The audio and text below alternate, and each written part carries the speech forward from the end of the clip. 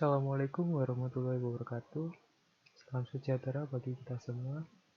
Om Swastiastu, Namo Buddhaya, dan salam kebajikan. Pada kesempatan kali ini, saya akan menjelaskan harmonisasi hak dan kewajiban asasi manusia dalam perspektif Pancasila.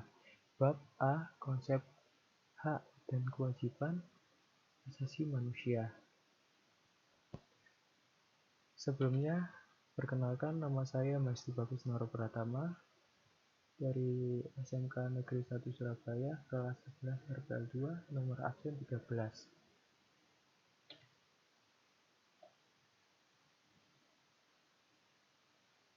Lalu, memahami konsep HAM. Apa kalian tahu hak asasi manusia itu sebelumnya?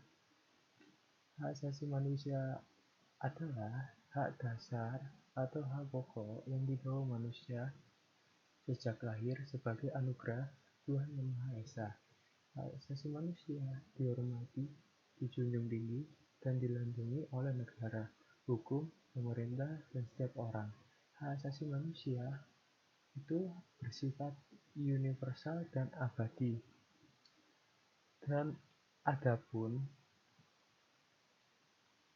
dalam pengertian hukum, hak asasi manusia itu hak yang tidak dapat dipisahkan dari eksistensi pribadi manusia itu sendiri, bahkan tidak dapat dicabut oleh suatu kekuasaan atau sebab lainnya karena manusia dapat kehilangan martabatnya.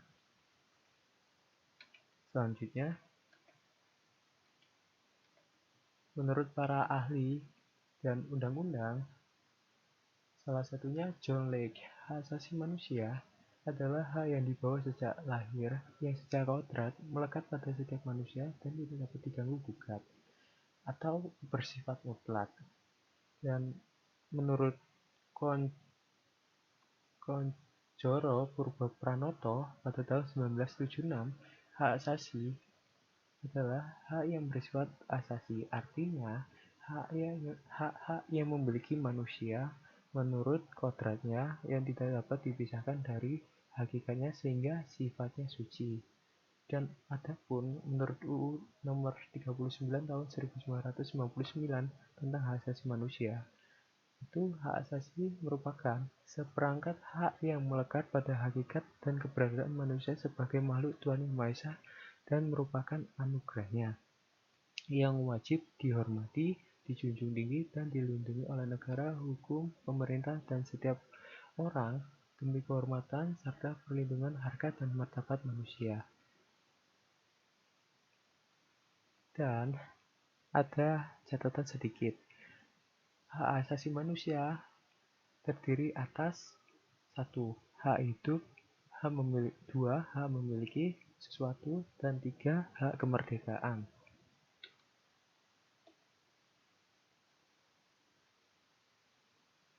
Lalu, berpedoman pada 3 macam hak asasi manusia itu dikembangkan macam hak asasi manusia menurut kemajuan budaya. Macam hak asasi manusia sebagai berikut. Pertama, hak asasi pribadi atau personal rights. 2.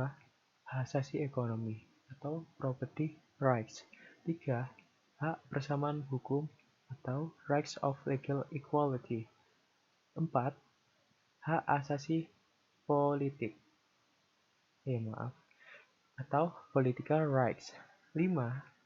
Hak asasi sosial dan kebudayaan atau social and cultural rights. 6. Hak asasi perlakuan tata cara peradilan dan perlindungan hukum atau procedural rights. Pada gambar berikut yang bisa kita lihat, pada gambar pertama itu merupakan contoh hak asasi menyatakan pendapat. Lalu gambar kedua merupakan hak asasi perlakuan adil dalam hukum yang sebagaimana bisa didapatkan oleh setiap manusia. Lalu gambar ketiga, hak manusia mendapatkan pendidikan yang secara umum harus didapatkan oleh setiap manusia juga. Selanjutnya, sekilas hak warga negara dalam Undang-Undang Dasar 1945.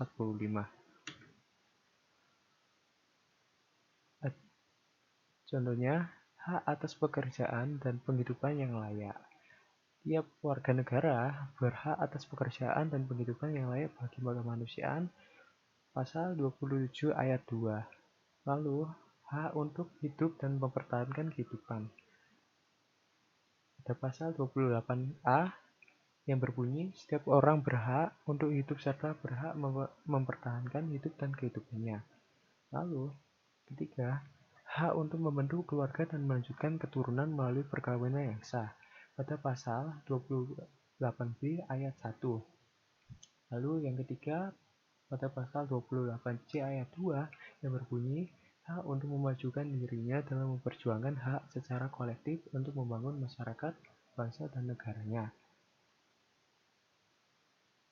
Lalu kelima, pada pasal 28 di ayat 1 yang berbunyi, hak atas pengakuan, jaminan, perlindungan, dan kepastian hukum yang adil, serta perlakuan yang sama di depan hukum. Lalu yang keenam, hak untuk diakui sebagai pribadi di hadapan hukum dan hak untuk tidak dituntut atas dasar hukum yang berlaku. Merupakan pasal 28I ayat 1.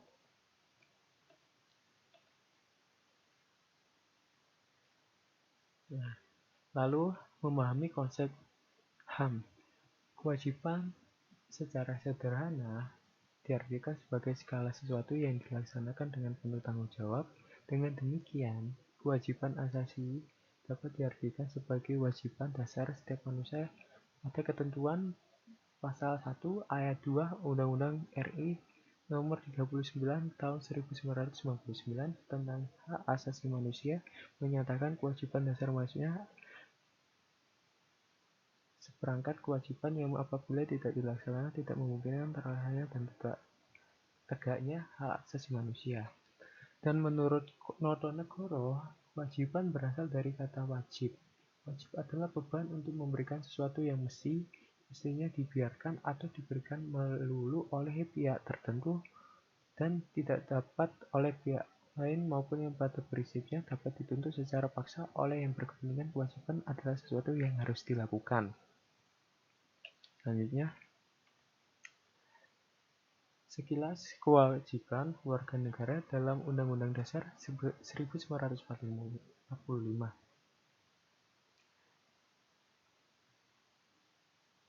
Wajib menaati hukum dan pemerintahan pasal 27 ayat 1 yang UUD 1945 yang berbunyi, segala warga negara bersamaan kedudukannya di dalam hukum dan pemerintahan dan wajib menjunjung hukum dan pemerintahan itu dengan tidak ada kecualinya. Kedua, wajib ikut serta dalam upaya pembelaan negara pasal 27 ayat 3 Undang-Undang Dasar 1945 menyatakan setiap warga negara berhak dan wajib ikut serta dalam upaya pembelaan negara. Lalu yang ketiga, wajib menghormati hak asasi manusia orang lain. Pasal 28C ayat 1 mengatakan setiap orang wajib menghormati hak asasi manusia orang lain.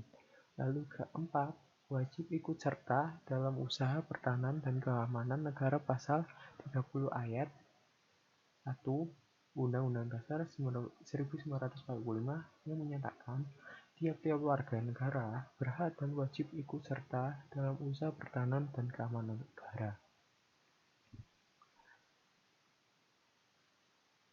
Sekian dari saya.